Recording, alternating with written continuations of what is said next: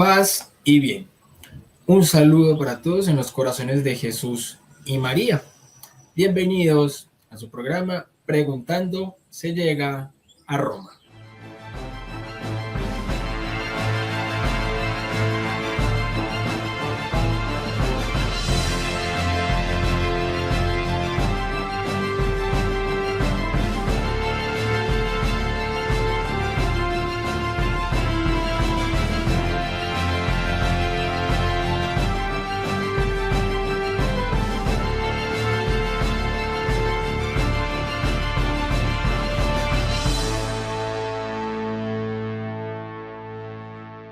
Hoy tengo un invitado de lujo, está conmigo Cristian Huerta.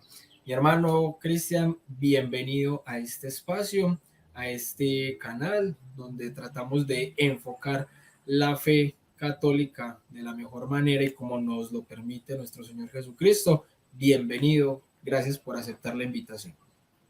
No, gracias a ti por la invitación. Bueno, mi hermano, para empezar a darle fuego a este programa, te voy a hacer la primera pregunta, que es la más básica. ¿Quién es Cristian Huerta? Entendiendo esta pregunta no de la forma filosófica y trascendental de quién soy yo, sino de dónde es Cristian, qué edad tiene, a qué se dedica. Es como lo básico, como para que si alguna de las personas que está viendo el programa no sabe quién es Cristian Huerta, pues más o menos se haga una idea de qué persona tenemos en este momento como invitado en el programa. Entonces, ¿quién es Cristian Huerta y cuál es tu vocación específica? Bien, pues mi nombre es Cristian Huerta, soy mexicano, pero tengo radicando en los Estados Unidos ya bastantes años, actualmente en el estado de California, aunque he estado viviendo también en la Florida por bastante tiempo. Y bueno, soy un misionero seglar o laico a tiempo completo, entonces he estado en varios estados, pero bueno, radicando básicamente California y la Florida. En cuanto a vocación, pues la vocación es muy amplia. Si se refiere a vocación como estado de vida, yo actualmente estoy soltero. Ciertamente en mi adolescencia tuve un tiempo de seminario, pero bueno, hubo el discernimiento y vi claro que el Señor me pedía responder más como un laico. Y listo, pues eso sería básicamente. ¿Qué edad tiene en este momento Cristian? Sí, 40 años. 40 años. Cristian, cuando tuviste ese momento de discernimiento para entrar en el seminario, ¿era para ingresar como un sacerdote diocesano o te estabas inclinando por alguna orden específica? Sí, era seminario diocesano, ya. Ok, bueno, mi hermano, ¿hace cuánto tiempo? Bueno, que creo que toda la vida pues has sido católico, pero ¿hace cuánto tiempo empezaste pues como con esa inquietud de darle como más fuerza y más énfasis a la iglesia? O sea, me imagino que fue antes de entrar al seminario, pero ¿cómo fue ese proceso de tomar la decisión de ingresar al seminario o de tener como una fe más radical?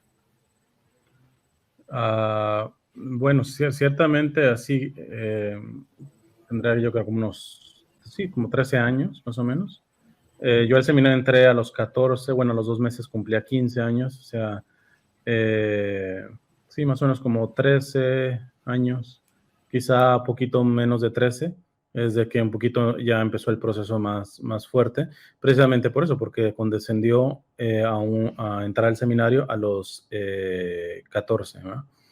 Y bueno, desde los 14 en adelante, pues estaba en la parte del seminario, porque después de que salí del seminario, he estado evangelizando. O sea, no he parado desde los 13, 14 años hasta la actualidad. Entonces, y todo se ha dado como de manera bastante orgánica. O sea, en mi caso no ha habido así como eventos extraordinarios. Sí pudiera haber algo extraordinario a nivel vida privada espiritual como tal, pero eso es otro foro, ¿eh? En el sentido de eventos externos y todo eso, no, bastante orgánico. Claro, claro que sí, comprendo perfectamente, mi hermano. Bueno, en ese orden de ideas, dado que obviamente tu cosmovisión puntual ha sido toda la vida dentro de la Iglesia Católica, La pregunta ahí es, o sea, ¿naciste entonces en cuna católica? ¿Tuviste una formación en valores y principios de la fe católica bien arraigados pues desde la casa? Eso obviamente te ayudó pues a que ese proceso haya sido de la manera orgánica como lo dices. ¿Es así? Sí, sí, sí, toda mi familia es católica, y siempre tuve una experiencia católica, quizá subidas y bajadas en cuanto al compromiso. Yo que recuerdo, no faltábamos a misa el domingo. Mis papás por un tiempo estuvieron en cursillos de cristiandad. Eh, Quizá en esa etapa sí fue un poquito más intensa la actividad de la iglesia, más allá de la misa, pero dentro de lo normal, o sea, y también por parte del lado de la familia de mi mamá, ellos sí están dentro de un ministerio, pues ya más estructurado.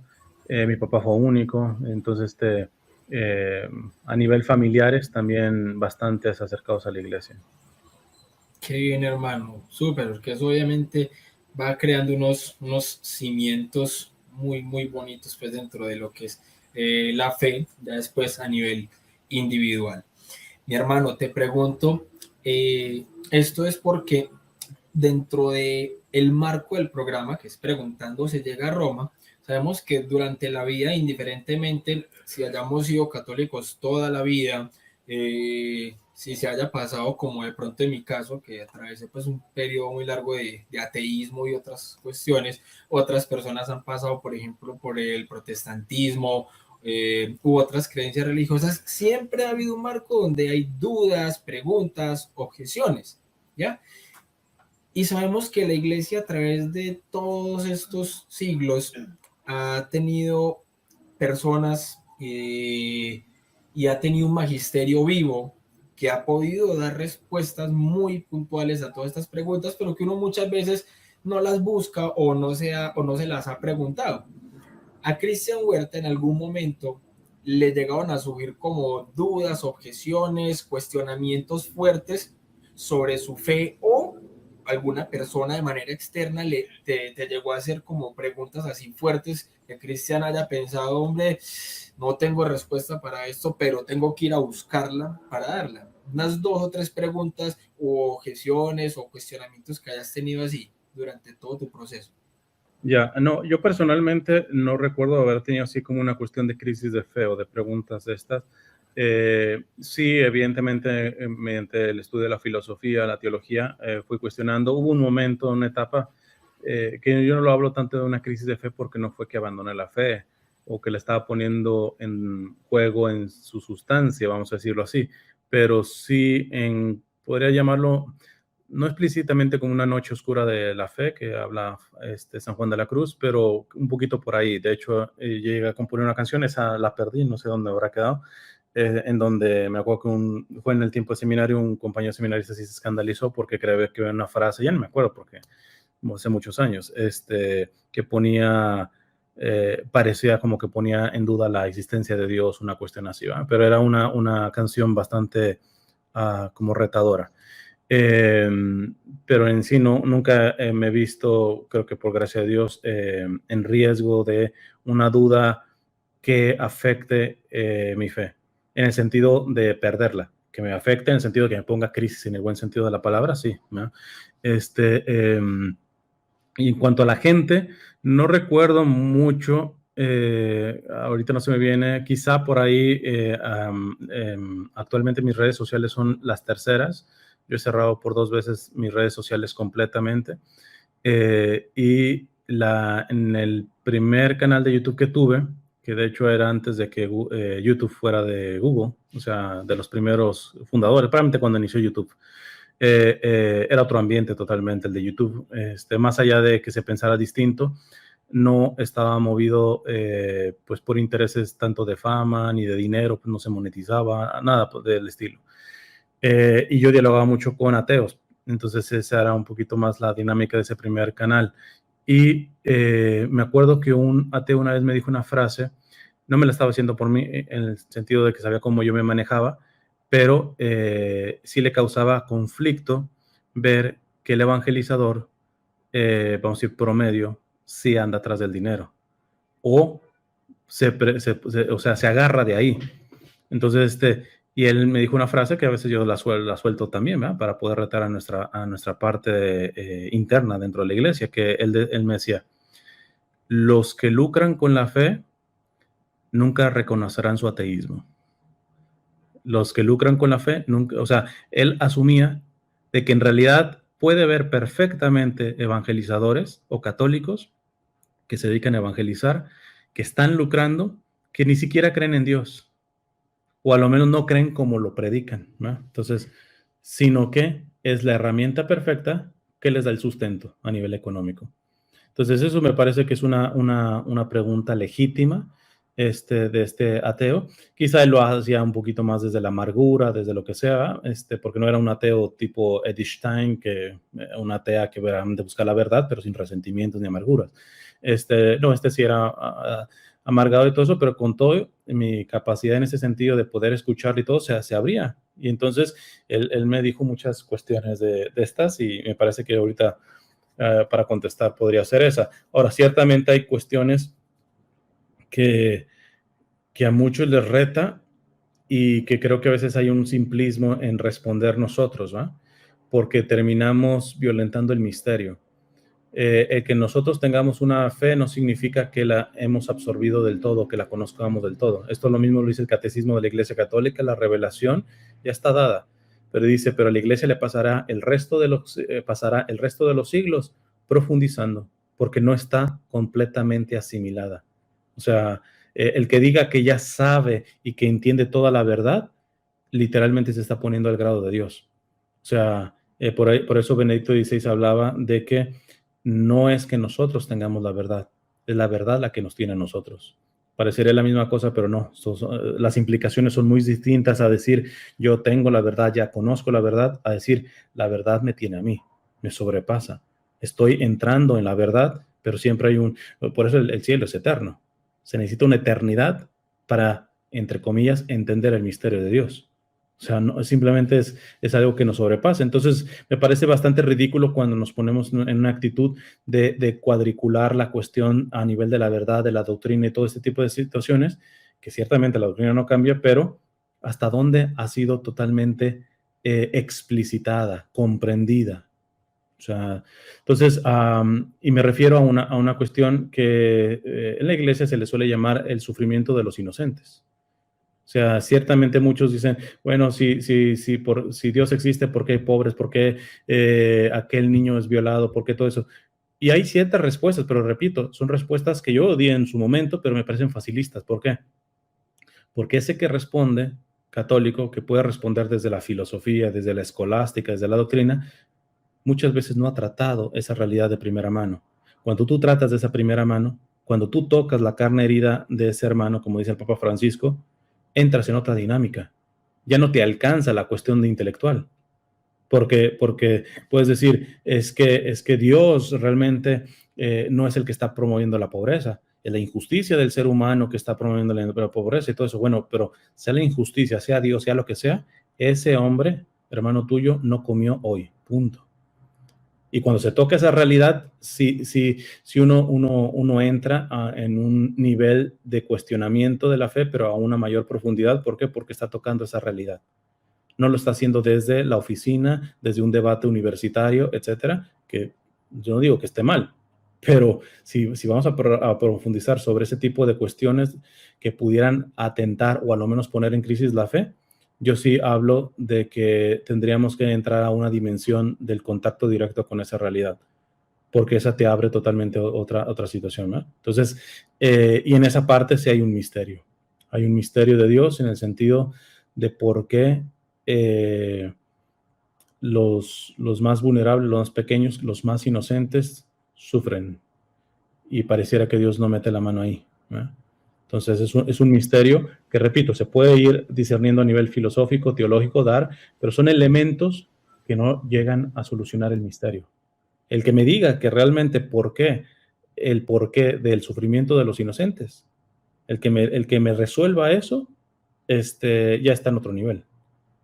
El que se crea que lo puede resolver, porque cualquiera que me diga, yo me sé muchos argumentos para responderle a los ateos cuando sacan ese tipo de situaciones, muchos para responderle.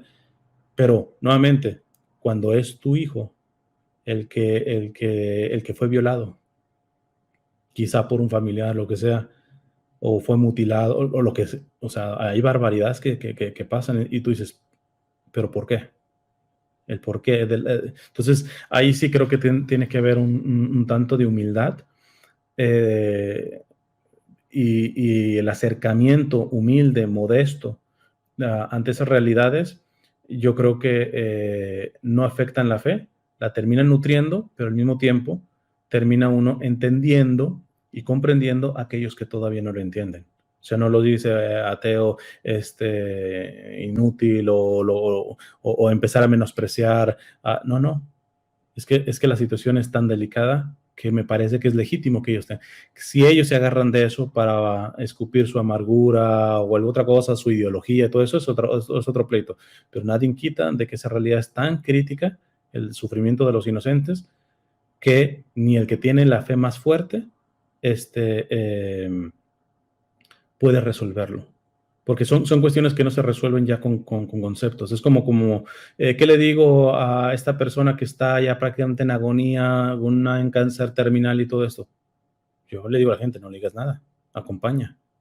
O sea, hay situaciones y conflictos y realidades de la vida que no se resuelven haciendo un silogismo en la cabeza, sino es con humanidad, acompañando, amando, con el tacto, etcétera. O sea, ya el intelecto está, no digo que de sobra, pero no es lo suficiente ante ciertas realidades humanas, no alcanza la razón en muchos sentidos.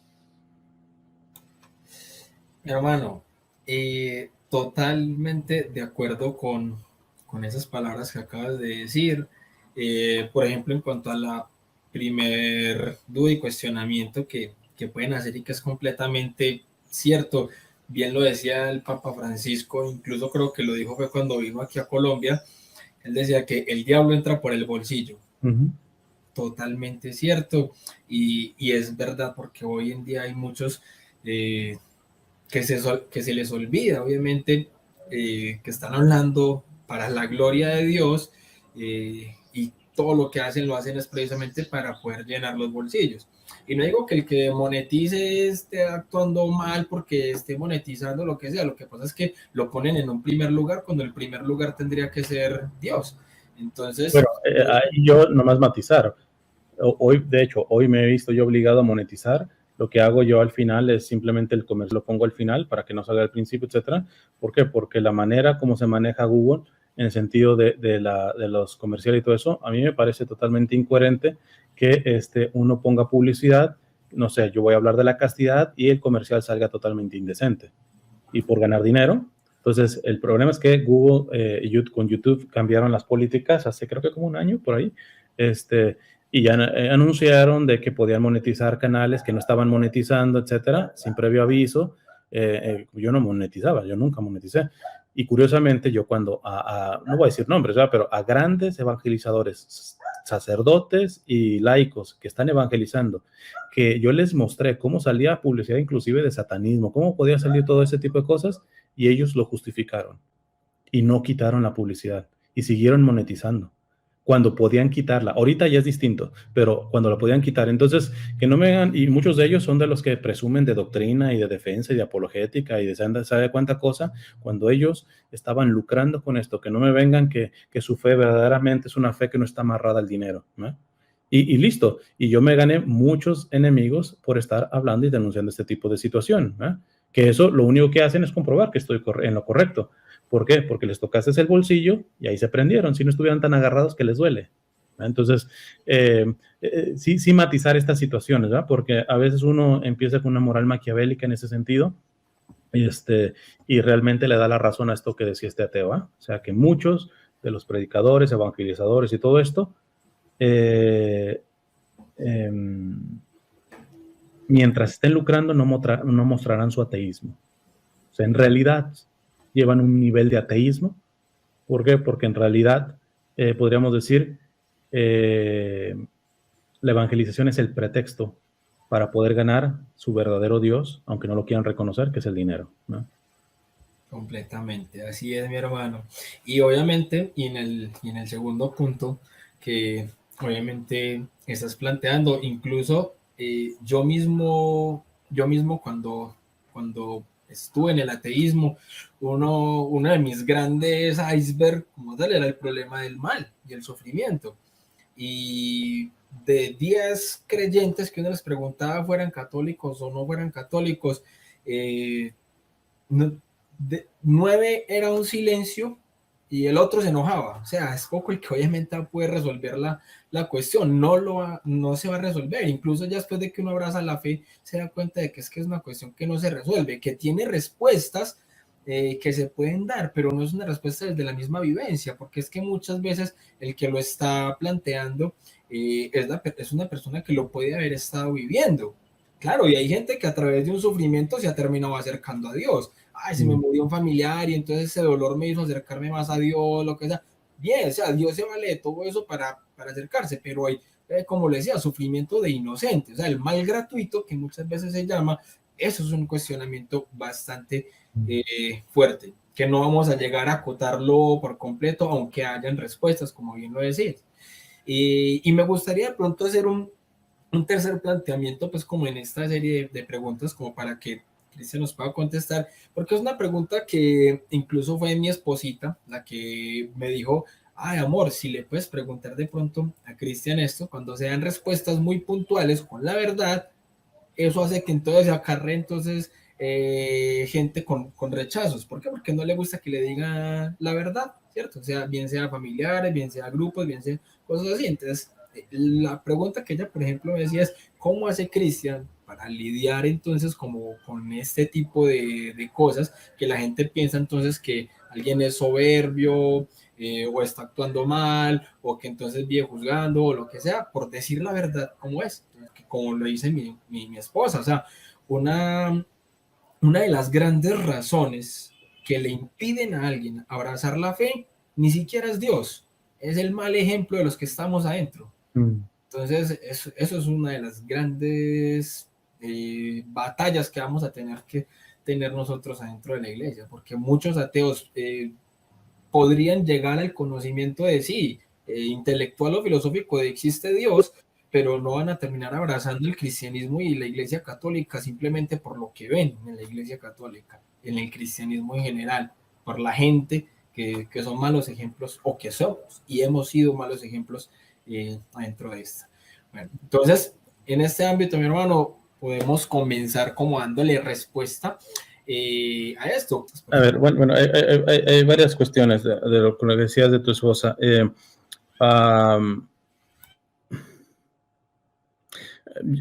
yo creo que todo proceso de inicio de fe, y sobre todo cuando viene de una conversión, siempre hay la tentación de fanatizarse, no radicalizarse, porque tenemos que ser radicales porque viene de raíz, ¿va? Tener raíces.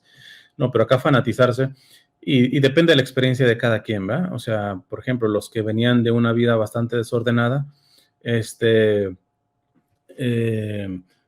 se convierten, tienden a irse al extremo del purismo, ¿eh? Entonces, con buena intención, porque dicen, jamás quiero estar en lo que yo antes vivía. Entonces me alejo lo más posible, lo más posible, lo más posible. El problema es que los extremos se terminan tocando. Y al final, por irte al otro extremo, tarde que temprano, vas a estar llegando otra vez al terreno de donde estabas, ¿verdad? Y eso, y con un poquito de soberbia, que hace a un lado la gracia de Dios, la asistencia del Espíritu Santo, caes inclusive hasta más bajo de donde andabas. Entonces, pero eso yo creo que es dentro de lo normal. Generalmente cuando uno comienza un caminar de fe, se radicaliza, porque yo creo que una estrategia de protección, de seguridad. Entonces es como una cuestión de autoafirmación.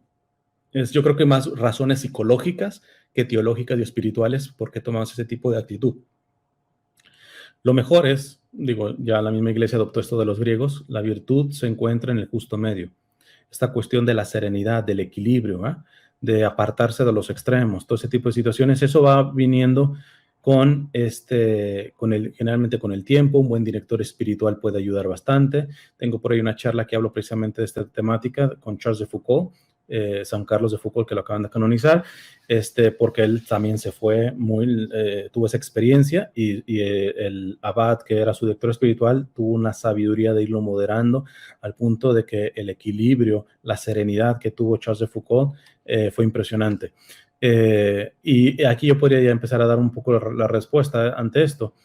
Es más, antes de dar esto que iba a decir de Charles de Foucault, ahorita lo que estaba haciendo era buscando, porque recién celebramos a Edith Stein, esta mujer que judía, después se hizo atea, pero no una atea resentida, sino por búsqueda de la verdad, en el sentido de que ella también entró a filosofía, fue asistente de un filósofo muy famoso, Edmund Husserl,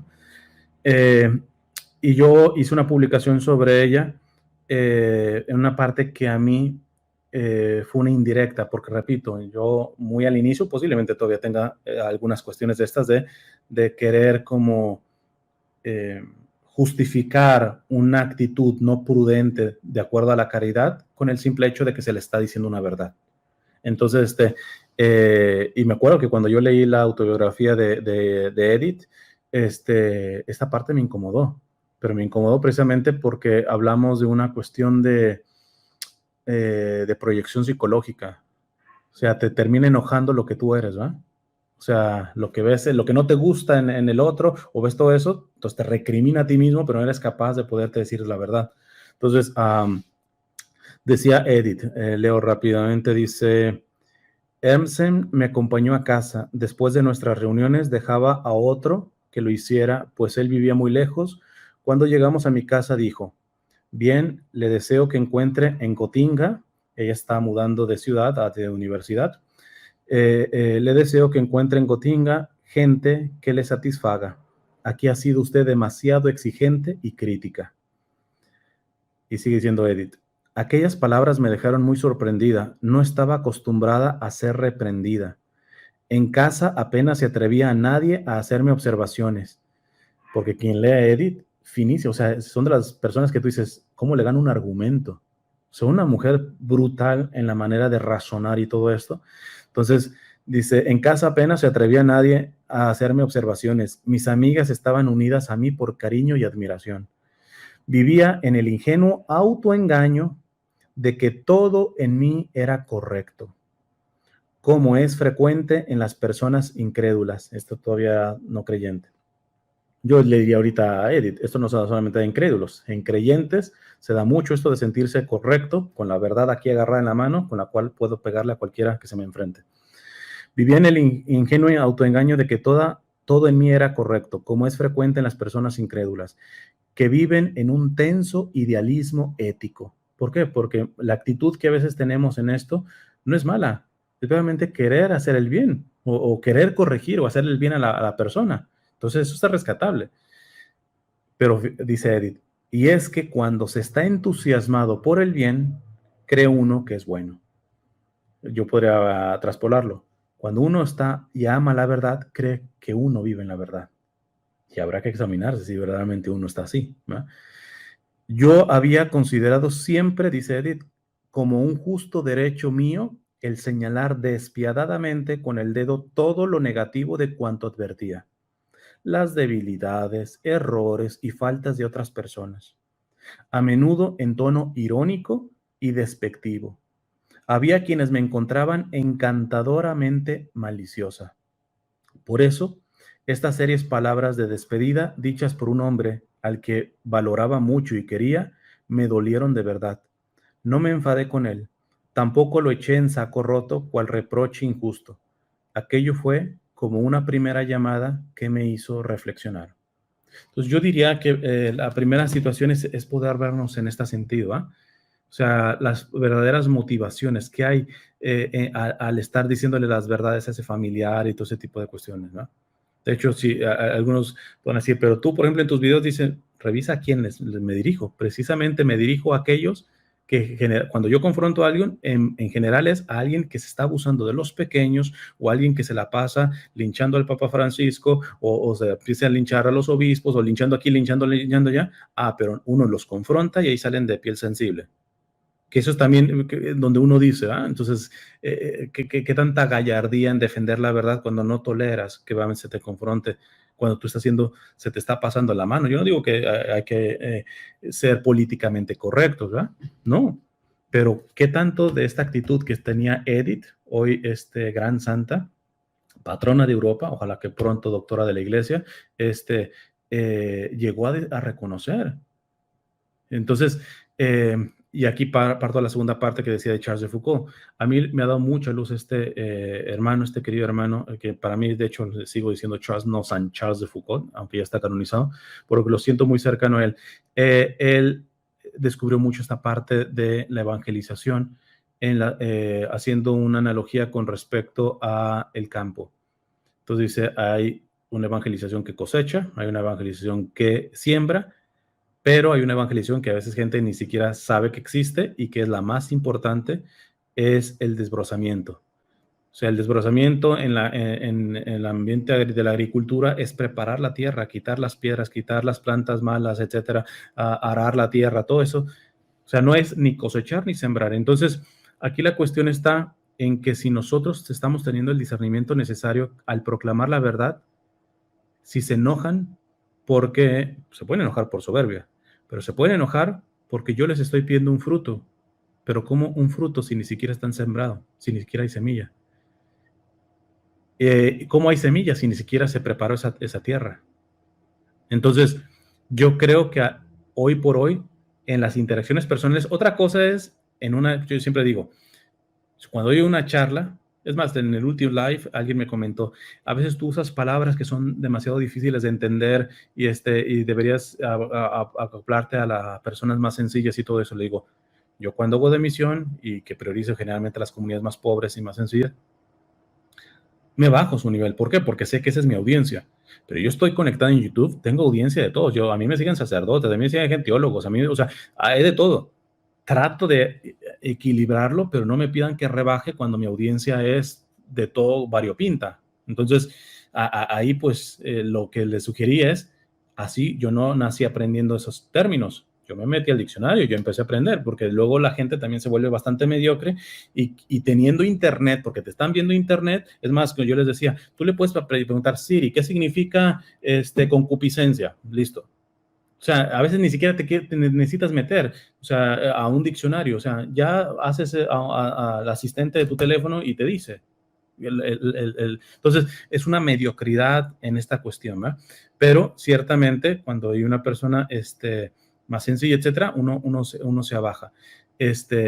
A lo que voy es, hay que ver si la verdad que uno está predicando está cayendo en un terreno ya preparado, ya desbrozado, porque de lo contrario, o no lo van a captar, o inclusive causa el efecto contrario. ¿Cuántas madres pueden dar testimonio que al cantarle las verdades de la fe a sus hijos, los terminaron odiando esas verdades de fe? O sea, entonces yo sí creo que hoy estamos en tiempos, yo celebro mucho el Papa Francisco, que invita mucho a eso, a la escucha, al discernimiento. A veces es más evangelización no cantar una verdad, al menos así de entrada, sino escuchar cuál es la realidad, por qué la persona piensa como piensa. Yo contaba en una charla que di recientemente, en una misión que hice, que estaba yo en una casa que me dio albergue en un estado del norte de aquí del país, que hice una misión, y vino de fin de semana una de sus hijas que vivía en la universidad, en otra ya más retirado, y se unió a la comida, a la cena. Y de pronto salió el tema, algo del matrimonio, todo esto, y la señora confiada, los señores súper ministros extraordinarios de la comunión, súper metidos en la iglesia y todo eso, y la señora diciendo, no, pues sí, yo voy a esperar a ver cuando mi hija, y ahí la hija estando ahí, me hace abuela, o sea, que se case y tenga hijos. Y le dice, ¿y quién te dijo que me quiero casar y quiero tener hijos? Le dijo, pero si tú tienes novio, y eso no significa que me quiero casar y que quiera tener hijos. Entonces, alguien en la mentalidad católica uno dice, pero es que el noviazgo es preparación para el matrimonio. O sea, yo entiendo bien la señora, pero la señora no hizo el trabajo de desbrozamiento. Entonces, quizá le ganó un poquito y quizá que por quedar bien conmigo le empieza a argumentar con verdades. Pero esta chica, la hija, la aniquiló, le dio el knockout sin ningún argumento, ni filosófico, ni teológico, etcétera. Alguien podría decir, sí, es una falacia dominen, pero una falacia que la liquidó a la señora. La muchacha al final, cansada de todos los argumentos de por qué entonces no tendrá que tener novio, o si no se va a casar, o por qué no quiere tener hijos, y la muchacha le dice, a ver, terminemos pronto. ¿Cómo quieres que yo me case cuando yo sé cómo tú y mi papá se tratan? ¡Pum! La cayó. Entonces, la verdad, hoy por hoy nos ponemos al servicio de la verdad, pero si no tenemos esta capacidad de discernimiento, podemos ser nosotros los primeros enemigos de la verdad. ¿Por qué? Porque por la manera de cómo uno la dice, en el momento no adecuado, en un terreno no desbrozado, etcétera, si no vemos las circunstancias, nosotros podremos ser los peores promotores de la verdad. Creemos que somos los defensores de la verdad, pero somos los peores promotores de la verdad. Un último ejemplo para cerrar esto. Estaba hablando con un amigo sacerdote que celebra la misa tridentina, y bueno, también el nuevo lo celebra, pero bueno, cuando celebra la misa tridentina, entonces dice que cuando llegó el motu propio del Papa de Tradiciones Custode, el obispo de él dijo, no, vamos a respetar lo del Santo Padre y todo esto, pero yo lo voy a mantener ahorita las cosas como están. Y la comunidad tradicionalista, porque a mí no me gusta decirle tradicional también es el Novus Ordo, aunque no les guste a muchos, se fue en contra del propio obispo. El propio obispo está diciendo, vamos a dejar así las cosas. No, ¿por qué? Porque querían que le reclamara al Papa, que hiciera un pronunciamiento en contra del Papa, porque todo eso, entonces, y luego este sacerdote que celebra la misa tridentina me dice, y de pronto en una misa se me acerca uno y me dice, bien padre, pues a lo menos ya este domingo consagró legítimamente, o sea, legítima y válidamente. ¿Por qué? Porque el padre después se iba a celebrar a su parroquia el Novus Ordo, y eso no vale, ¿no? Entonces, todo ese tipo de cosas, y aquí la clave, me dice ese sacerdote, yo celebro esto, sé el valor de la misa tridentina y todo esto, sé los esfuerzos del obispo para que las cosas continúen igual. ¿Sabes qué? Los que tienen culpa de las medidas que se están dando contra esta misa son precisamente muchos, no todos, muchos de estos que se promueven esta misa. Es más o menos lo mismo. O sea, tú quieres decir verdad porque dices, mi esposa o lo que sea está mal en alguna cuestión, pero no haces un trabajo de escucha, de discernimiento, de desbrozamiento, etcétera. Aun cuando tienes buena intención, vas a terminar ocasionando el efecto contrario, un odio a la verdad, un odio a la iglesia. Y nos podemos justificar, antes uno se justificaba así, pero es que lo odian por soberbia, porque no son capaces de reconocer la verdad que se les está diciendo y todo eso, pero no son capaces, no tanto porque no le quepa aquí en la cabeza. Créeme lo que esas personas, aunque se enojen y todo eso, les hizo el clic. Es más, a veces se enojan precisamente por eso, porque los liquidaste, no saben ni para dónde hacerse. El argumento que le dices los liquidó. ¿Pero por qué? Esa verdad todavía no cae. Hay heridas emocionales que no le permiten conectar esa verdad que ya recibieron y que los dejaste ya callados con el corazón, con la experiencia personal. Entonces, ¿de qué sirve que tú le expliques con perfección teológica, filosófica, escolástica, dogmática, etcétera, a una persona de que Dios es Padre, cuando él la experiencia que tiene de padre ha sido de un abusador? O sea, ahí hay una cuestión primeramente que sanar, la figura paternal que tiene esta niña al ver cómo su padre golpeaba a su madre, a ver cómo inclusive él abusó de ella. O sea, hay de todo ese tipo de cosas. Y yo voy a creer que esta niña es soberbia porque ya le di todo un estudio dogmático de la paternidad, de que Dios es padre y todo esto, y esta se sigue creyendo que no es padre y todo eso. No, ella no es soberbia. esta herida que es diferente. Entonces muchas veces uno no tiene que ir más allá. Claro que hay muchos que terminan reaccionando por soberbia, no tanto por heridas, por una soberbia, por una arrogancia, etcétera. Listo, pero yo creo honestamente, con ya casi más de 25 años evangelizando, que esos son la minoría. La inmensa mayoría que se resiste a la verdad, tanto de ley natural como verdad revelada, tiene una cuestión emocional, tiene una cuestión psicológica, tiene una cuestión de heridas personales, de lo que ha vivido, de lo que ha pasado. Y también aquel que cree que está siendo buen católico, recetando nada más verdades, muchas veces atrás de eso se encubre complejos de superioridad o complejos de inferioridad. Entonces, de las dos partes. Y entonces, por eso a mí me gusta mucho esta línea que está dando el Papa Francisco dentro de poder confrontar la propia vulnerabilidad, de empezar a enraizar la fe en eso, que él critica mucho eso, la parte del rigidismo. ¿Por qué? Porque el rigidismo realmente es eso, un huir a eso, a decir, yo siempre he dicho, si el Señor ahora se me aparece y me dice, Cristian, mira, tú eres eres pecador por esto, por esto, por esto, por esto, por esto. Yo puedo ser el más soberbio del mundo, pero dentro, si me está diciendo mis pecados, dentro le digo, sí soy eso. Mi soberbia le diré, no, Señor, yo no tengo pecado, lo que quieras. Pero ante lo evidente que son tus pecados, difícilmente uno se cierra. Chance no se arrepiente, ni lo reconoce y todo eso, pero son evidentes. O sea, mataste a la persona. O sea, necesitarías estar ya demente para decir, no soy un asesino. Oye, estás viendo el cuerpo ahí. Todos los pecados tienen un fruto.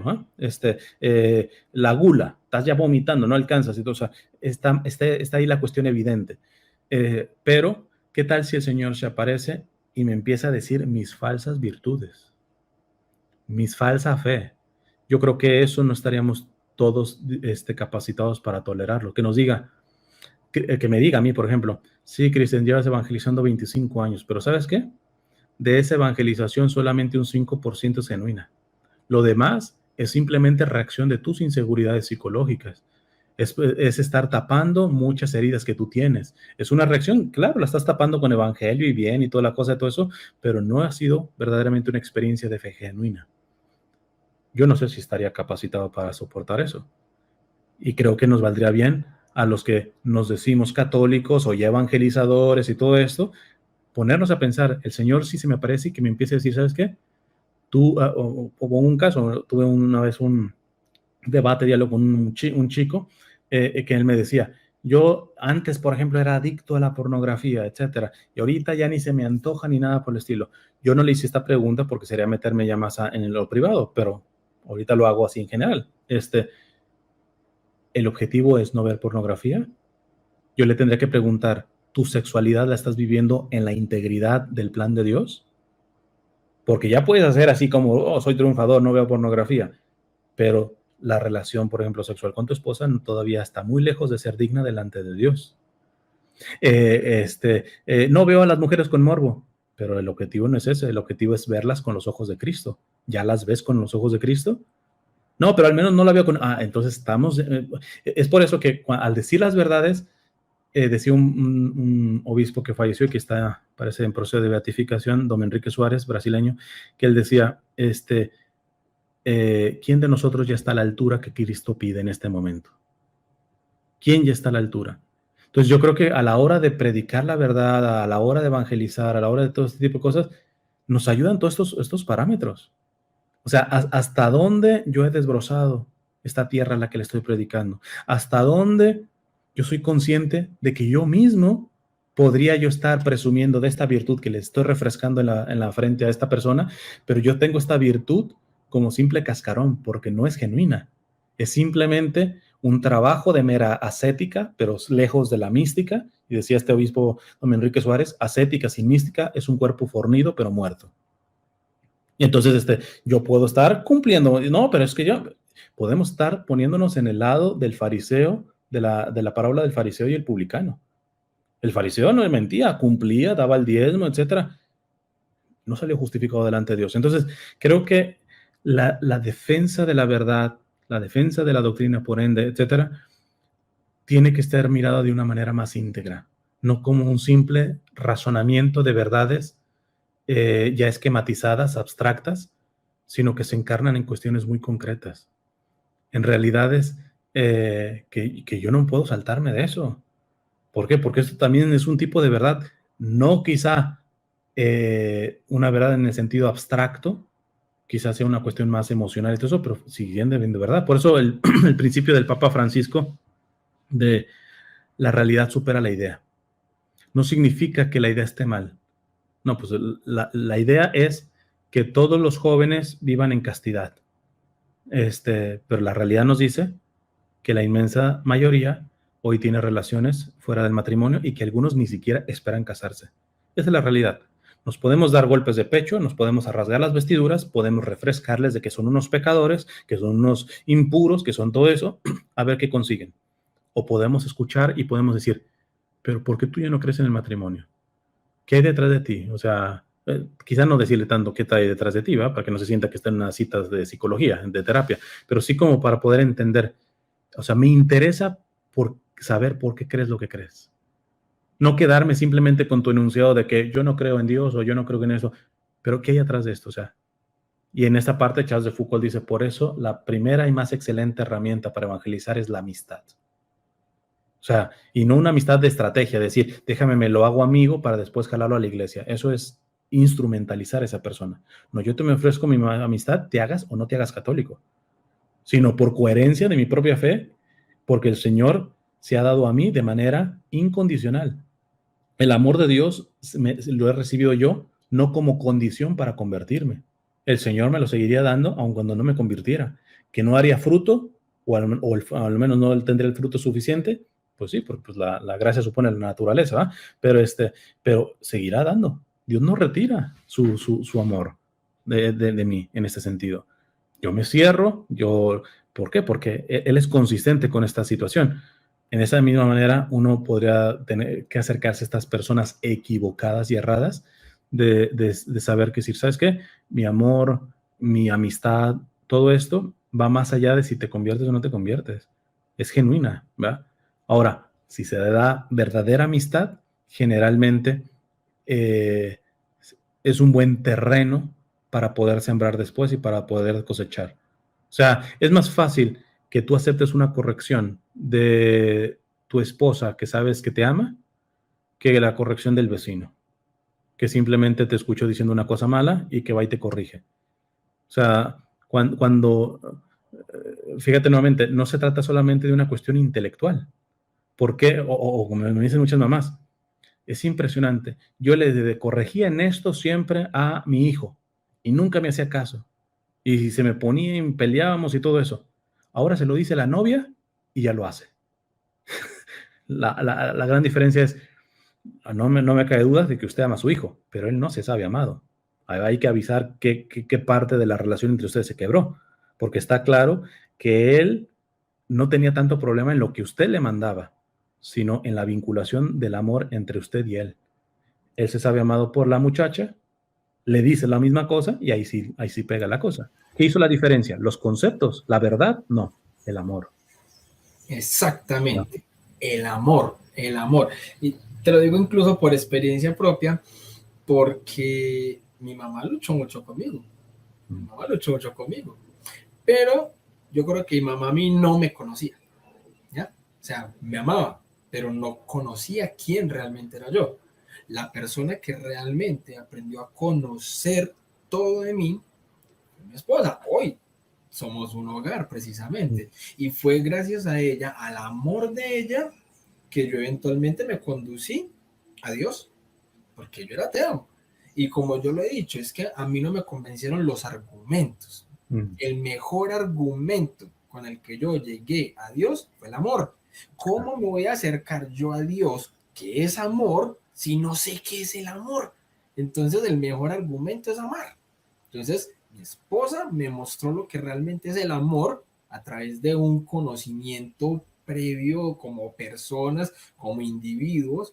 Aprendo lo que es amar y ya se abrieron todas las puertas para aceptar todo lo que se vino en ese mismo orden de ideas.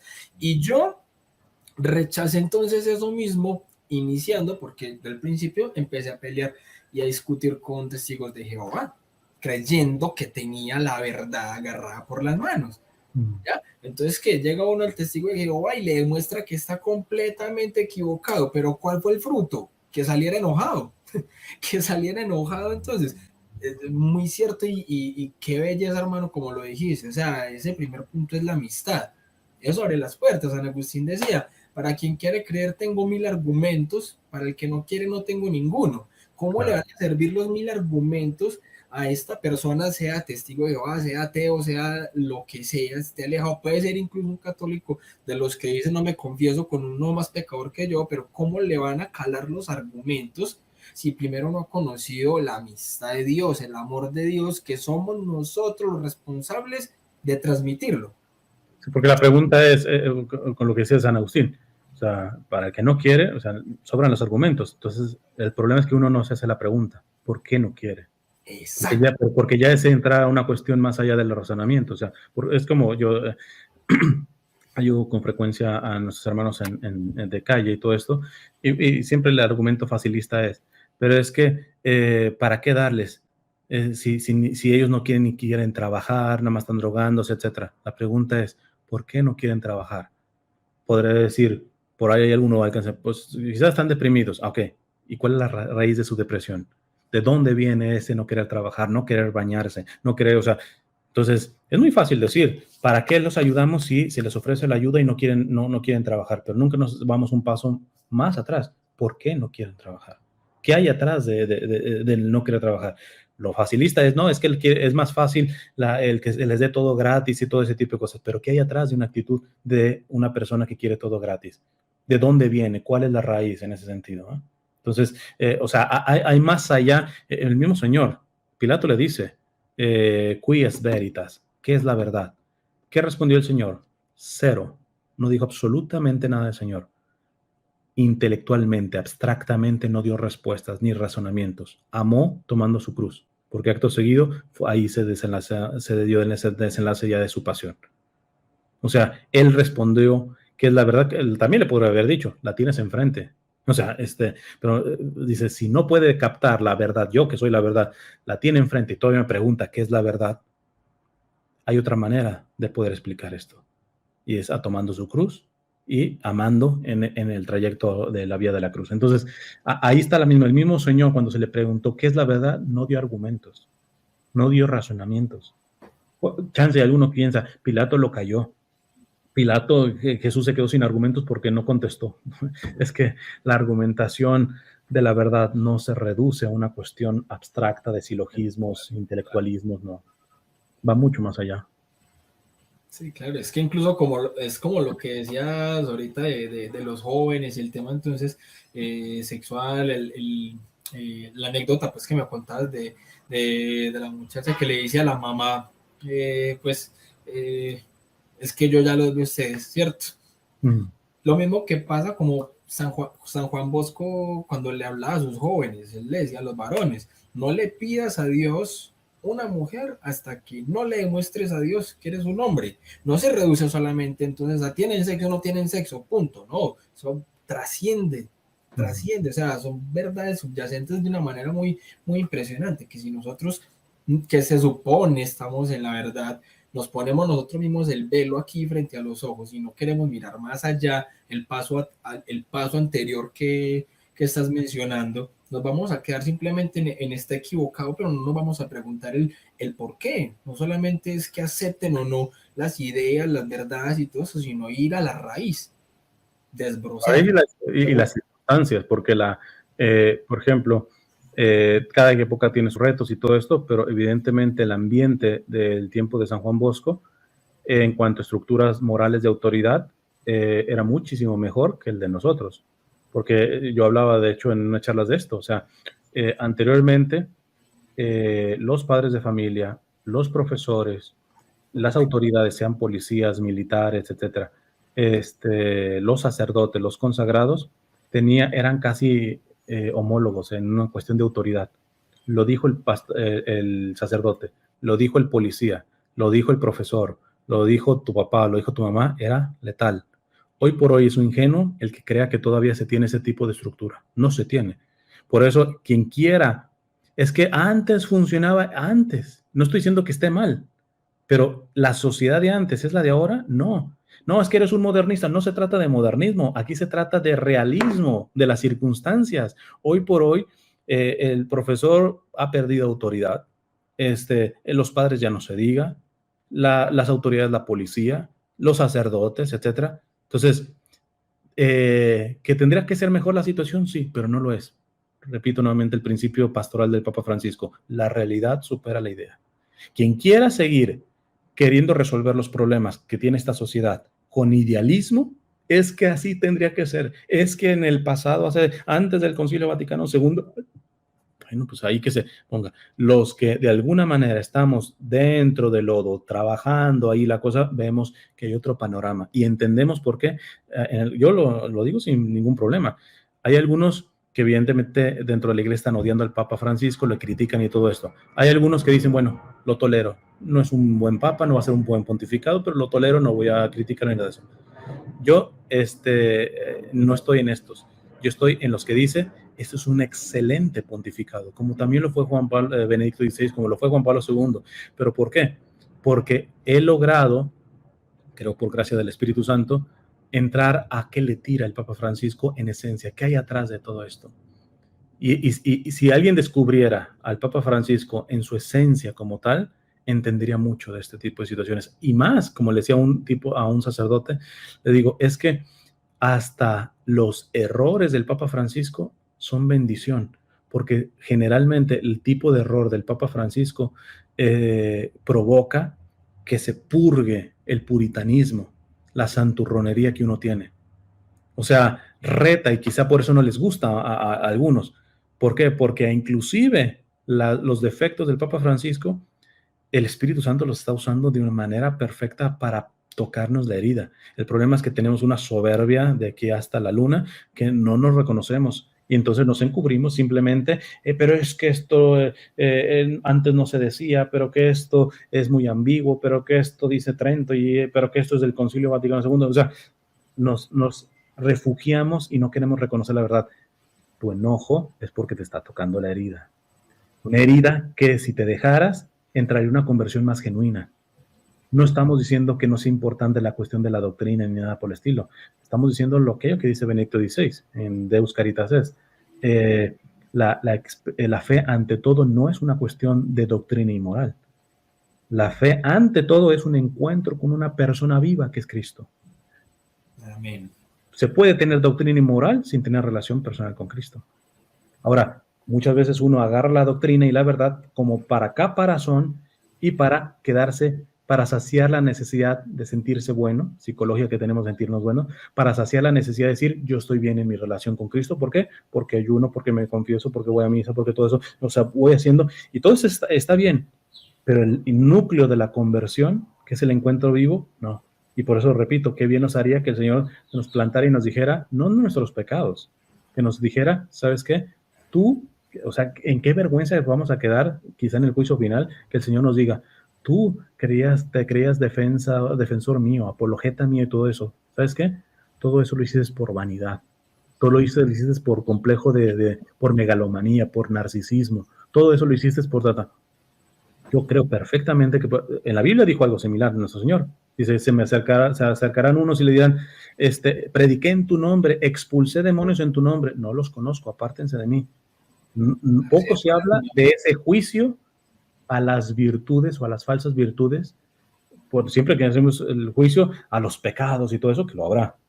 Pero cuidado, porque quizá no estamos monitoreando mucho el juicio que vamos a recibir de nuestras falsas virtudes, de nuestra falsa defensa de la fe, de nuestra falsa defensa de la verdad, que son simplemente máscaras nuevamente a complejos míos, a narcisismos, a megalomanías personales, etcétera. Entonces, quien no quiera monitorear eso, yo prefiero monitorearlo, irlo poco a poco, porque la verdad que esa sí será una vergüenza delante de todos, porque el juicio será delante de todos, ya no en lo que pecamos, sino en la supuesta virtud de la cual decíamos tener, ¿no?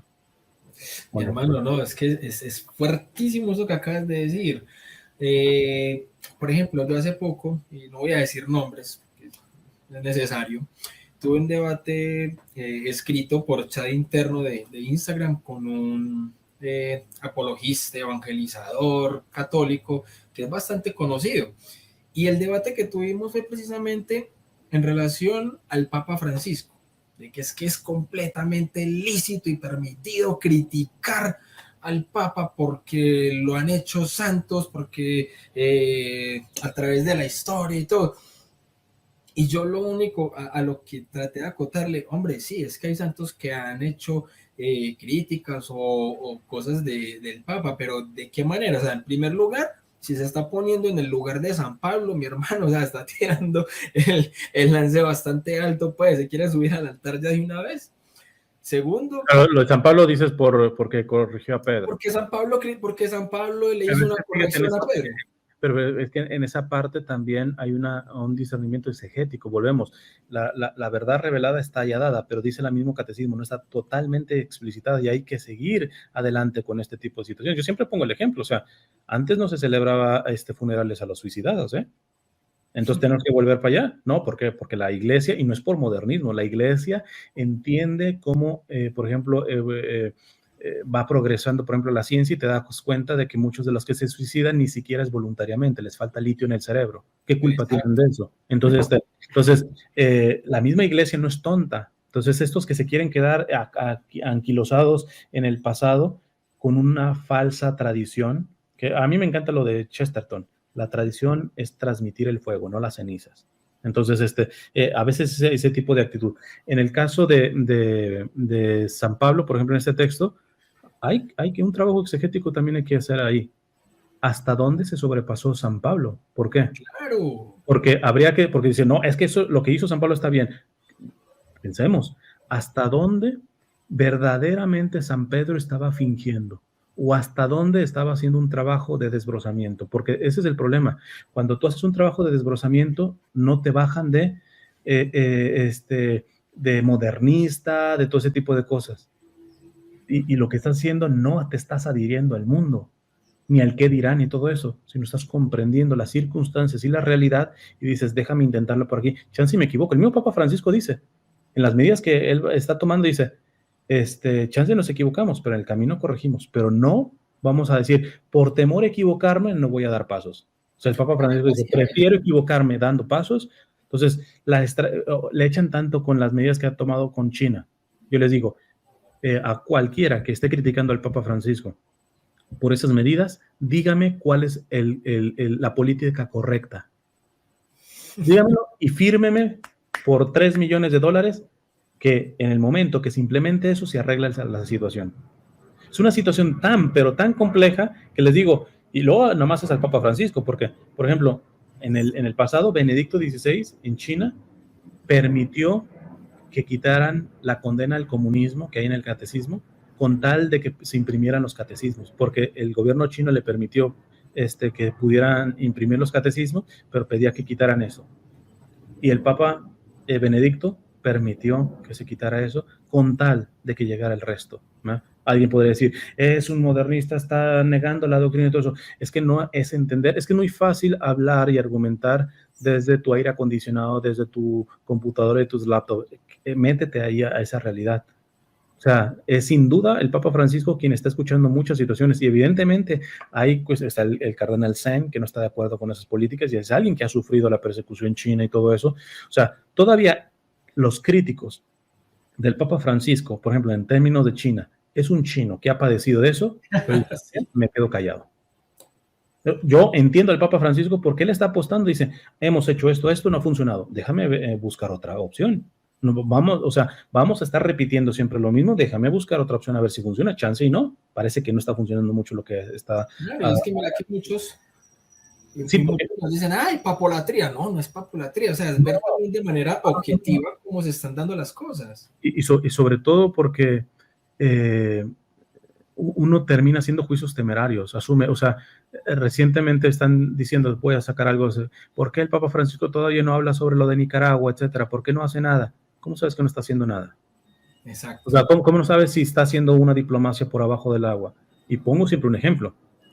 cuánto se apedreó a Pío XII con lo de la Segunda Guerra Mundial, que no hizo lo suficiente, que todo eso. El Papa Francisco abre los archivos, los libera, lo clasifica de todo eso, y ahorita se están dando cuenta de lo inmenso que hizo el Papa Pío XII por los judíos, etcétera. Simplemente lo hizo por abajo del agua.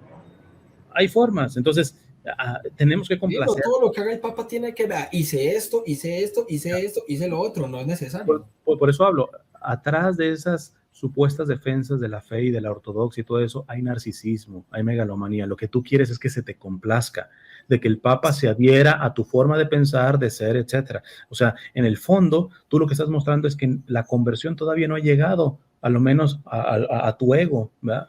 O sea, tu ego sigue dominando. ¿Por qué? Porque lo quisieras, no sé, siempre agarrándolo con un incenciario, y el Papa Francisco no es ese, punto. Claro, y es que mira que muchas veces se pegan de que hay otros que le dijeron, y yo, si usted quiere seguir el ejemplo de los santos, cuando iban a hacerle una crítica, una corrección al Papa, entonces arranque por las palabras que decía Santa Catalina de Siena, y arranque diciéndole al Papa Francisco, mi dulce Cristo en la tierra. Ninguno lo hace. Ninguno de los críticos del Papa arranca diciendo, ay, esto es una crítica a mi dulce Cristo en la tierra. Ninguno le llama así, no le hablan con respeto. Sería demasiado largo, pero pueden ver una entrevista que le hice a un amigo, bueno, fue un diálogo más, que entrevista a un amigo sacerdote que se llama el Padre Nicolás. El video se llama Lo que se les olvida a los que dicen que el Papa se equivoca. ¿Por qué? Porque ahorita estamos llegando a un límite en donde el católico está afirmando que se le puede dar la contra totalmente al Papa Francisco, menos en lo que diga ex cátedra. Entonces, estamos llegando a un reduccionismo. ¿Podemos estar en desacuerdo con el Papa? Sí, pero desde toda la historia ha habido lineamientos y comportamientos de cómo disentir con el Papa. Hoy sí te puedo decir, la manera como se está disintiendo no es católica. O sea, estos que se dicen verdaderos católicos y todo eso, la manera, las formas como las que están disintiendo no son católicas. Se puede disentir con el Papa, desde luego se puede disentir en su magisterio ordinario y todo eso, pero hay todo un discernimiento en esto, y en esa plática lo desarrolla muy bien el Padre Nicolás. Trataré de colocar el link aquí en el... Y ahí van, si tú aplicas a esos criterios y todo eso, pues dale. O sea, porque honestamente estamos llegando más bien, en México decimos sacando el cobre, ¿no? O sea, en esa defensa de la doctrina y de la ortodoxia, lo único que estamos viendo es de que nuestra actitud muestra que a lo menos en la conversión personal estoy todavía muy lejos.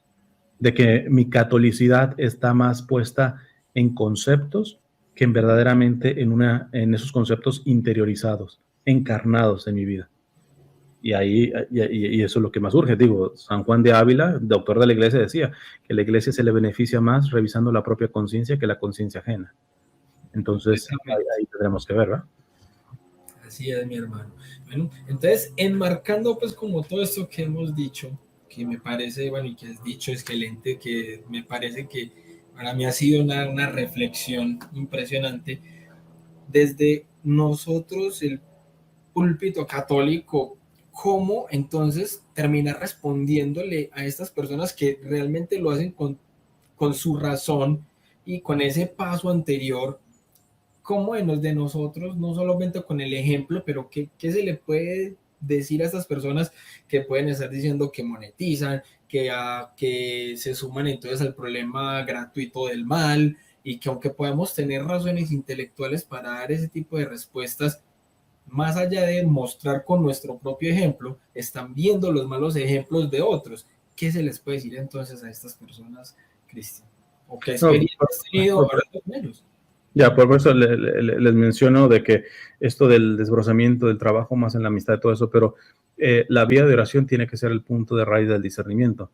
Pero una vida de oración verdaderamente personal con el Señor, no meramente rígida o estructurada, en la cual ya terminé mi rosario, ya todo eso, que está bien eso, pero me refiero a una oración verdaderamente abierta de diálogo con una persona que realmente está viva, nuestro Señor está vivo. Entonces, yo simplemente podría poner de una manera muy quizás simplona la cosa. Estoy con una persona que está mal doctrinalmente, lo que sea. Yo voy a la oración y no voy a decirle, Señor, ¿qué le digo a este? Ya sería ventaja, porque muchos ni siquiera hacen eso. Señor, ¿qué le tengo que decir? O sea, la pregunta todavía va más para atrás. Señor, ¿yo soy el que le tiene que decir algo? O sea, porque a veces uno asume ya en automático que uno es el que tiene que decirle. Entonces, eso es muy complicado.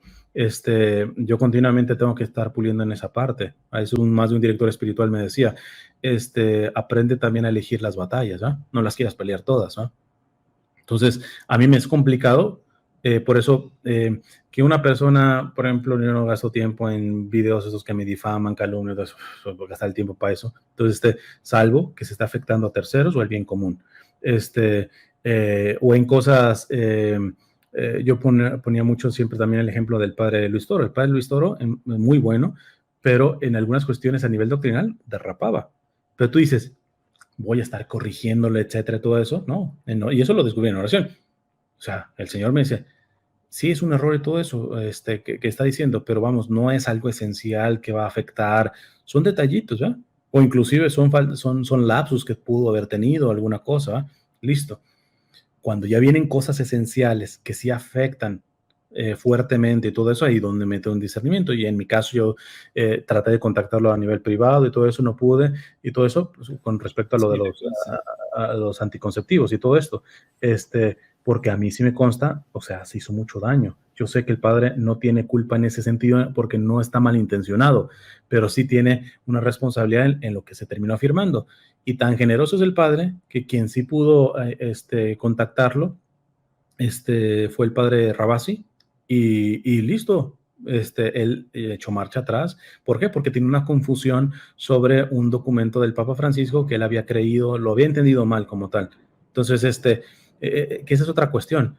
Yo nunca, por ejemplo, asumí el padre Luis está, no sé, como hoy le ponen a cada persona títulos gratuitos. Es un miembro del nuevo orden mundial y por eso está promoviendo los anticonceptivos y por eso No, a mí me quedó claro, decir, estaba segurísimo que esta era una cuestión de confusión a nivel de formación. ¿Por qué? Porque yo estaba en un seminario y sé que a mí me dijeron en algunos seminarios, bueno, estuve en 2 seminarios, y en uno que sí era bastante ya más, menos ortodoxo, pues sí, o sea, a mí me derrababa varias cositas, o sea, cosas que tú dices, eso está mal.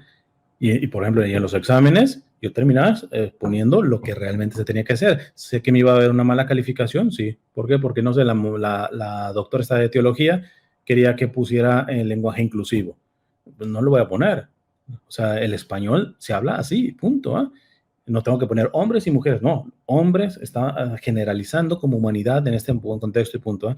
Entonces, pero con serenidad, de hecho, tuve relación amistosa con ella, pero bueno, ella calificaba de acuerdo a ella sí, bastante modernista, poner eso, yo no me adhiero a eso, pero iba a ser guerra, ponerle una bomba, no, ¿por qué? Porque, repito, se hace, creo que eso lo decía San Francisco de Sales, se hace más con la miel que con la hiel, ¿no?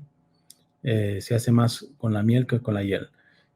Creo que hay circunstancias en donde no queda tiempo. Por eso la oración, llevar una vida de oración, amplía el discernimiento, saber cuándo sí, cuándo no. A mí, yo tengo también una charla, un retiro, de hecho, hablando de esta identidad del Señor. El Señor es manso, humilde, es el Cordero de Dios, pero también es el león de la tribu de Judá. Entonces, ¿cuándo ser cordero y dejarse crucificar? ¿Cuándo ser león y pegar un buen grito? Eso depende de relacionarse con aquel que de manera perfecta sabe ser cordero cuando es cordero, sabe ser perfectamente león cuando es león, etcétera. O sea, es esa intimidad personal con el Señor, que ya va más allá de conceptos y doctrina. Entonces, eso lo empieza uno a purificar y empieza uno a aprender, ¿sabes qué? Aquí me encantaría ser león, pero mi relación con el Señor me dice, toca ser cordero. Acá me gustaría ser cordero, etcétera, quizás hasta por no meterme en problemas, y no, el Señor me está pidiendo aquí, pega el grito. Y yo sé que va a haber problemas, entonces, pero tengo que pegar el grito aquí. Entonces, no creo que haya recetas, no creo que haya esta es la paso 1, paso 2, paso 3. Cada caso es cada circunstancia es cada circunstancia, y precisamente uno tiene que ser una persona de vida de oración yo digo vida de oración y vida de caridad. O sea, o vida de oración, ahí incluyo la vida sacramental y vida de caridad, porque hay gente que sí es de mucha oración, es de muchos sacramentos, es de mucha adoración al Santísimo, todo eso, pero es poco de estar tocando las realidades, o como dice el Papa Francisco, la carne y vida de tus hermanos. Y eso es un parámetro que no lo podemos quitar, porque muchos dan excelentes elaboraciones teológicas, doctrinales y todo esto, pero terminan chocando con la realidad y no haciendo el efecto positivo que deben hacer, precisamente porque son unos ignorantes de la realidad. Entonces, es la parte de la caridad, a eso nos mueve, a tocar esas realidades. Cuando tienes ese contexto y además tienes buena formación a nivel teológico, o sea, te vas formando y todo eso, tu discernimiento se amplía. Y entonces encuentras, por eso este obispo que yo traduzco mucho del portugués al español, don Enrique Suárez, para mí es uno de los mejores ejemplos de una persona equilibrada. Una persona formada, experto en los padres de la iglesia, fue monje, cuidaba la liturgia, etcétera, pero por otro lado, con un sentido de misericordia pastoral, de los procesos del pecador, no le andaba acelerando la conversión a nadie, de él es frases como no me manden a la gente al infierno, mejor díganle cómo llegar al cielo. Si saben cómo llegar al cielo, se brincan al infierno. O sea, qué necesidades de pecador, te va a salir el infierno. A veces él mismo ya lo sabe. Lo que quieren saber es cómo sale de su infierno. Entonces, una persona sumamente equilibrada. Entonces, yo creo, y era precisamente por eso, era un hombre de profunda oración, de profundo sentido de lo sagrado, pero una persona de profundo contacto con la realidad, con las personas, entendiendo las miserias de las personas, empezando por la propia, entendiendo de que, como él decía, nadie está todavía a la altura que Dios pide de nosotros, que la fe es un camino, es un peregrinaje, que la fe es caminar, que te caíste, te arrepientes, te confiesas, etcétera, te levantes y sigues dando la lucha. ¿Cuál es el drama de decir pecado? No, o sea, camino, vamos caminando, vamos caminando. Él dice, no dejes caminar, que a veces caminarás más lento, a veces más rápido, a veces arrastrándote. Camina, camina. Y a veces los que terminan frenando son los que presumen de fe y de ortodoxia. Porque también esa es otra hipótesis, ahí que se ponga el saco que le quepa. Pero muchas veces cuando condenamos en estas situaciones, pero esto es pecado, pero qué, a veces ni siquiera deseamos que ese pecador se convierta. Si analizan muchos de estos, en lo profundo, ni desean genuinamente que esta persona deje de hacer su pecado. ¿Por qué? Porque en el momento que él deje de hacer su pecado, te quedas sin trabajo, que es simplemente estar apuntando el pecado. Entonces, yo les invito a quienes quieran ser valientes, revísense cuando tú corriges. Si verdaderamente quieres que tu corrección genere verdaderamente el fruto bueno. Y se van a encontrar con la sorpresa de que muchas veces nos autoengañamos. En el fondo, siempre queremos tener un punching bag a quien pegarle. Entonces, en el fondo, ni siquiera deseas verdaderamente que esa persona se convierta, porque te quitaría tu trabajo de estar golpeando al pecador. Entonces, de cabeza cualquiera dice, no, yo sí verdaderamente corrijo porque sí me interesa la conversión. Revísate bien, ve hasta lo profundo, como decía don Enrique Suárez, que citando los padres del desierto, si entras muy dentro de ti, puedes encontrar hasta un asesino. Yo por aquí no me pasa ni siquiera a matar, pero si entro profundamente podré ver hasta dónde mi miseria está. Entonces, y lo peor es vivir autoengañado, y más autoengañado en supuesta virtud, ¿no? Entonces, creo que por ahí va la cosa. No creo que haya recetas de que hacer esto. Puede haber ciertos principios, pero todo esto es una cuestión de vida de oración, de vida de caridad. Eso amplía el discernimiento y nos va a ayudar a saber cuándo hacer esto, cuándo hacer el otro. Y si lo hacemos mal y llevamos vida de oración, a saber pedir perdón. ¿Por qué? Porque, pues, eso, o sea, aún con buena intención podemos hacer las cosas mal. Pero bueno, me equivoqué, pido disculpas, trato de reparar el mal que haya dicho y adelante, sigo adelante. Amén. Hermano, no, qué exhortación tan bonita, porque el primer evangelizado, te aseguro, hermano, que soy yo. Con base en eso que estás diciendo del punto medio, de tener una buena balanza, te aseguro, hermano, que todos los invitados que he tenido hasta ahora, siempre se ha llegado como a esa conclusión, y es de que no solamente de argumentos vive la apologética, necesitamos un correcto punto medio, o sea, una balanza, y vuelvo a citar obviamente a San Agustín, que lo quiero tanto. San Agustín decía que reza como si todo dependiera de Dios, pero trabaja como si todo dependiera de ti. Entonces esa vida de oración, esa vida espiritual siempre va a ser muy necesaria. Pero sí me gustaría, por ejemplo, consultarte porque he escuchado a varias personas que se escudan en utilizar mal contextualizada la Biblia para decir que no debe ser un punto medio, sino llegar al extremo puritano del que hablabas. ¿Por qué? Porque claro, como en Apocalipsis se nos dice que no puedes, o sea, que o seas blanco o seas negro, o sea, o frío o caliente, pero que no puedes obviamente ser tibio. Entonces la tibieza sería ese punto medio, esa balanza, ese punto medio en el que se está. No, tiene que ser caliente y punto. Y entonces el caliente es el que obviamente se escuda es que tengo que ser entonces este extremo puritanista porque no puedo estar en ese justo medio. Entonces, ahí que se podría hacer, porque obviamente es una descontextualización de lo que nos está queriendo decir el Señor en Apocalipsis. La tibieza no estamos hablando de este justo medio que hace la virtud. Primeramente son dos cosas distintas. Pero es que también, inclusive tomando este tipo de razonamiento, algunos que se sienten calientes en realidad son tibios. ¿A qué me refiero? Vuelvo nuevamente en los plazos de conversión. O sea, tú te sientes caliente porque le refrescas la apologética en la cara a todo el mundo y todo ese tipo de cosas. Pero todo eso, repito, puede estar viniendo de un narcisismo, de una megalomanía tuya, de una tibieza en tu propia conversión. O sea, esto es paradójico, o irónico más que paradójico. Es decir, que a veces los que se sienten muy calientes o muy fríos, en realidad son tibios. Tibios porque el núcleo de su conversión todavía está tibia, y por eso se van a uno de los extremos, ¿verdad? Vamos a decirlo así. O sea, podremos sacar también ese tipo de razonamiento. Yo personalmente no creo ser alguien que pueda definir a una persona en el sentido de si es tibio o no tibio. Que cada quien analice, ¿va? Porque luego también nos volvemos como si fuéramos nosotros los expertos en el ortodoxímetro, ¿va? O sea, hasta él sí es 90% ortodoxo, este es 100% ortodoxo, este es 100% caliente, este es 190%, o sea, ¿en base a qué? ¿Quién es el que puede decir qué tan caliente o qué tan frío? ¿Quién puede decir? O sea, Claro, me queda claro que está muy desconvertido.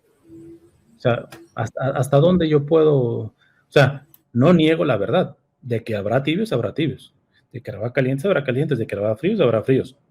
Ahora, yo tengo el discernimiento para decirle a una persona concreta y específica, ¿tú eres tibio? A mí se me parece bastante osado. O sea, a mí me parece como que, no sé, o sea, desde dónde yo puedo decirle a alguien esa cuestión. Quizá puedo hablar de tibieza en ciertos comportamientos, pero de que él es un tibio, yo no me atrevería. ¿Y sabes cuál es tristemente uno de los argumentos que más utilizan las personas que usan este tipo de calificativos o de que ya están juzgando, este está X cantidad de convertido, este no? Porque se supone que al pensar que son personas de tanta oración y de tanto santísimo, entonces son de los que, por ejemplo, están arrodillados frente al Santísimo y luego salen de ahí a decir, es que yo lo sentí, el Señor me lo dijo y entonces yo siento que el Señor me está diciendo que le tengo que decir a usted que está muy desconvertido, que a usted le falta más esto, que a usted le falta más lo otro, usted, todo el mundo, pero yo no. Ya. Sí, no, para mí me parece muy delicado. Digo, ciertamente existe, no podemos negar que hay tibieza y todo eso, pero si yo creo, no solamente porque lo dice el Apocalipsis, es porque yo al examinarme puedo ver áreas de tibieza, puedo ver áreas frías, áreas calientes, etcétera, pero es partiendo de uno mismo.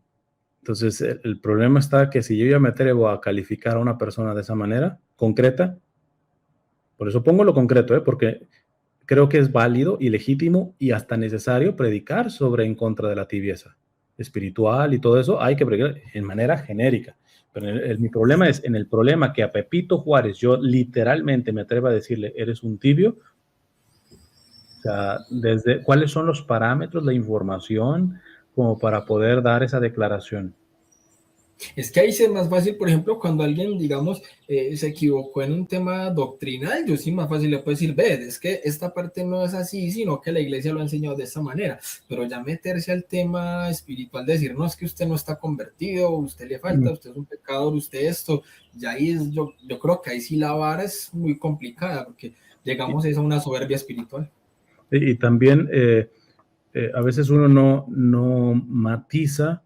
Por ejemplo, la Sagrada Escritura dice que a cada quien se le pedirá según se le ha dado. Yo siempre pongo el ejemplo, esto me lo han dicho muchas veces, creo que cuando la primera vez me lo dijeron tenía como 30 años más o menos. Tú eres más maduro que los demás varones de 30 años. Yo sería tonto si me quedo con ese halago. ¿Por qué? Porque lo primero que le dije a esa persona, habría que ver si de todos esos hombres de 30 años que son más inmaduros que yo, han recibido tanto como yo. O sea, al final de cuentas, a quien yo creo que es más tibio, porque lo comparo con el crecimiento que he tenido, no sé, tú eres alcohólico y tú dejaste el alcoholismo en un año. Este lleva 3 años y todavía no sales. Entonces tú dices, yo voy arriba en la carrera. Pero al final, el Señor en el juicio final te va a decir, si tú saliste de tu alcoholismo, por gracia, primero. Nadie sale por sus propias fuerzas. Aquí no hay pelagianismo. Por gracia. Primero es eso, y se te olvidó de que por un año, pero fue mi gracia la que te ayudó a librarte de tu alcoholismo. Pero segundo, tú te hiciste alcohólico porque por aburrimiento, literalmente. Porque tenías unos padres que te dieron todo, etcétera, todo eso, no sabías qué hacer más y te metiste al alcohol. Acá este muchacho vivía entre puros alcohólicos, etcétera, o sea, tuvo abuso, alguna cuestión, y con eso trataba de apaciguar el abuso y el remordimiento que tenía por todo lo que estaba viviendo y todo eso. Listo, 3 años y todavía no sale del alcoholismo, tú saliste un año, pero tú crees que eres mejor que él, porque tú objetivamente sí saliste antes. Entonces, ese es donde nos podemos confundir, pero es que la lógica de Dios no es la lógica del humano. O sea, objetivamente podríamos decir, yo soy mejor que aquella que se está prostituyendo, pero tenemos que siempre pasar a la hora de evaluar a una persona en este sentido, tendremos que pasar por cuánto ha recibido esa persona y cuánto he recibido yo, porque a cada quien se le pedirá según ha recibido. Y yo podré nunca prostituirme y salir con cuentas, con números rojos en el día del juicio. Y esa persona, aún prostituyéndose, quizá alguno se escandalice y podrá salir con números favorables. O sea, el mismo Señor dijo, las prostitutas los precederán en el reino de los cielos. Entonces, habría que ver eso, porque luego uno es bastante simplón y hablamos mucho nuevamente de defender la doctrina y la fe y todo eso, y cada vez muchos de los que la defienden piensan así, muy humano. El mundo mide las cosas. ¿Cómo fue el éxito del partido de fútbol? Fue un éxito. ¿Por qué? Porque se llenó. Hay muchos que... ¿Por qué el Concilio Vaticano II ha sido un desastre? Porque después se han salido tantos, los seminarios ya no están tan llenos como antes y todo eso. Discúlpenme, los que dicen ese tipo de argumentación, que no me vengan a decir que son los ortodoxos y todo eso, porque ya estás pensando como el mundo. ¿Desde cuándo las cosas de Dios se evalúan por si tenemos llena la parroquia o no la tenemos llena la parroquia? Esa es una mentalidad mundana. Y estos son los que dicen, no el modernismo porque es una mundanización y todo ese tipo de cosas, cuando tú estás pensando como un modernista. Estás analizando la realidad de la iglesia con parámetros humanos de, porque antes sí estaban llenos los seminarios y ahora no. ¿Desde cuándo tener llenos o no llenos las cosas es un parámetro para decir una cosa es mejor que la otra? O sea, entonces, creo que tendremos que tener bastante cuidado con eso, ¿eh? Claro que sí, mi hermano. Excelente.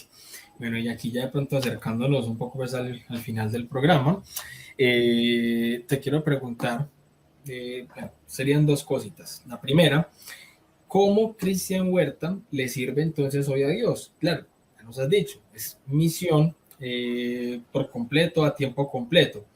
Pero específicamente de pronto entonces en dónde estás misionando, de qué manera, qué es lo que puntualmente se está haciendo o con alguna comunidad específica, o Cristian lo hace pues de manera independiente o solamente te riges pues como por un director espiritual, o de qué manera Cristian Huerta le está sirviendo hoy al Señor.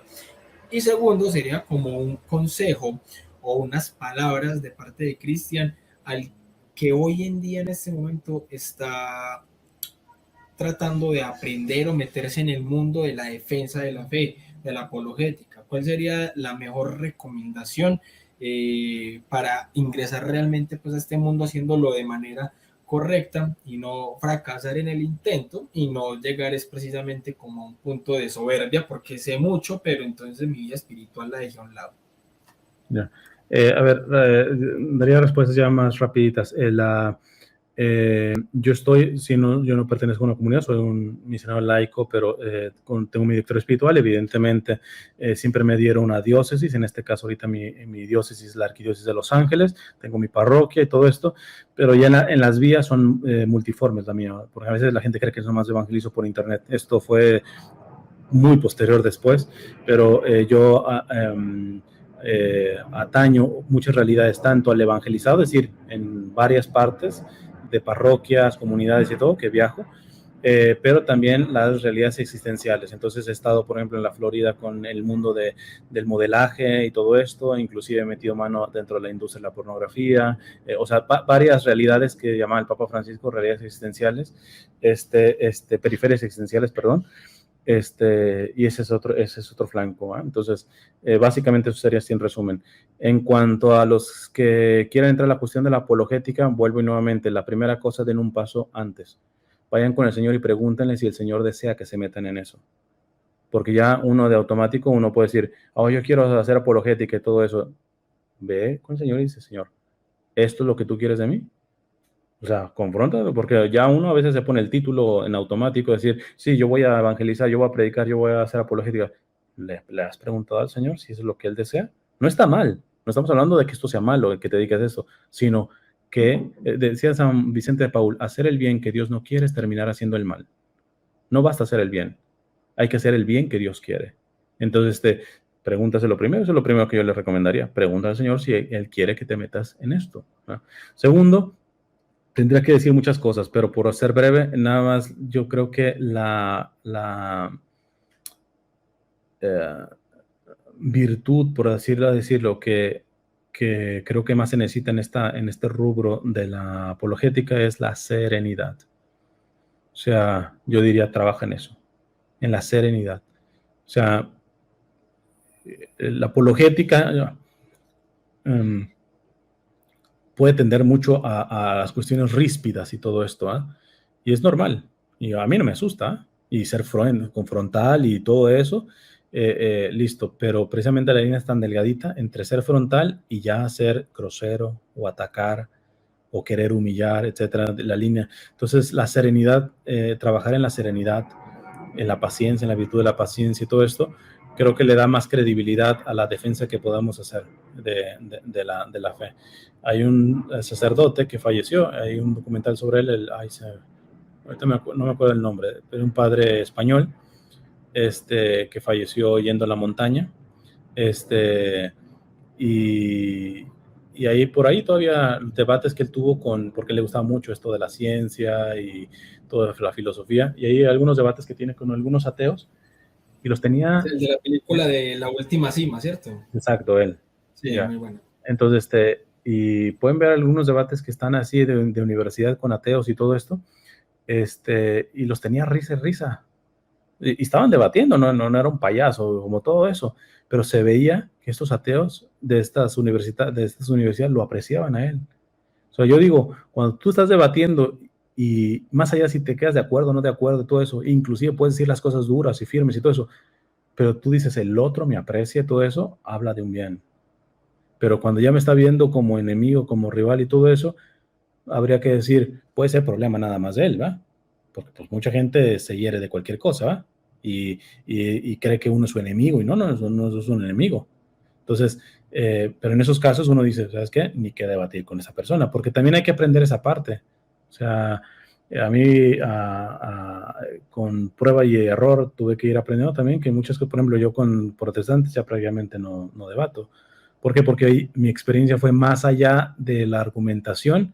Hay un comportamiento en estos personajes mayoritariamente maquiavélico, y está claro, ellos no, la doctrina de la iglesia en el catecismo condena la moral maquiavélica, de que el fin justifica los medios. El protestante no tiene eso. Bueno, al menos generalizado, habrá algunas denominaciones que lo podrán tener. Entonces su moral no está del todo firme en esta parte, y por eso hay protestantes que pueden jugar sucio y ni remordimiento les da de conciencia. Ahora, yo cuando veo apologetas católicos que entran a juego sucio y ni les remueven su conciencia, ahí estamos diciendo, eso ni apologética es, eso es un pecado grave, eso inclusive está haciendo una mala fama a la iglesia. Entonces yo, creo que tiene que ver más esta parte de la propia conversión al analizar si uno está capacitado para un trabajo apologético, ¿eh? Y muchas veces lo mejor es no engancharse o no contestar, que me calumnian, que todo eso, no engancharse, saber o sea, sé que es difícil, ahí aquí depende mucho de los temperamentos, los que tenemos un poco de temperamento más fuerte y todo eso, somos quizá más fácil de enganchar, pero por eso uno tiene que aprender en esta parte de si es prudente meterme, o si es prudente meterme ahora, porque puede ser que el Señor lo pida más adelante, cuando trabaje ya un poco más en mi serenidad, etcétera. Entonces, no sé, es lo que podría decir así a grandes rasgos. No, mi hermano, no, pues agradecerte de verdad porque ha sido un tiempo y un espacio muy enriquecedor, exhortador, de mucha reflexión, y que vuelvo y te repito, el primer evangelizado soy yo.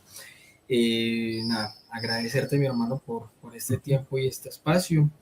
Y nada, y abierta la invitación también, hermanos, si en algún otro momento podemos tratar algún otro tema que sé que bastante nos podrías ayudar y apoyar con el tema de lo que es doctrina social de la iglesia, en algún tema, por ejemplo, sobre el Papa y ese tipo de cosas, porque me parece que hay que ahondarlo es precisamente con quienes estamos en esa lucha de que es que hay que amar al Papa y no estar pues como con críticas sueltas o gratuitas de creerme que es que sé más que el Papa y todo este tipo de cosas que van saliendo. Entonces me parece que abierta la invitación, si en algún otro momento podemos también tratar pues como esos temas ya de manera más específica.